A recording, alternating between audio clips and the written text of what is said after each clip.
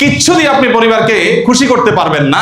একটা জিনিস যদি দিতে পারেন সকল সুখের মূল মন্ত্র, সেটা হলো দ্বীন, তাকওয়া, আল্লাহ ভীরুতা। সেটা নিজে আগে হইতে হবে এবং পরিবারকে বসে সিদ্ধান্ত নিতে হবে আমরা কি জান্নাতে যেতে চাই কি চাই না। এটা আমাদের বিগ ডিসিশনের ব্যাপার। যদি চাই ওকে, তাহলে ওই অমুকের ছেলে সেও তো বিদেশ গেছে, কয়দিনে কত কিছু করে ফেললে, তুমি কি করলে এটা বলা যাবে না। আমি হকালালি চলবো, হকালালি চললে অনেক কিছু হয়তো হবে না। সিদ্ধান্ত নিতে হবে পরিবারকে নিয়ে বসে আলোচনা করে, দিন তাদের মধ্যে দিতে হবে। ইনশাআল্লাহ দেখবেন তারা দিনদার হয়ে উঠবে। নিজেকে এবং পরিবারকে দিনদার হিসেবে গড়ে তোলার উপায় হলো কোরআন হাদিস পড়েন, নিজে আমল করেন, ইসলাম বিষয়ে জানার চেষ্টা করেন, মানার চেষ্টা করেন, আর দিনই সার্কেল মেনটেন করেন। যাদের সাথে উঠা বসা করবে তারা যেন দিনমুখী হয়।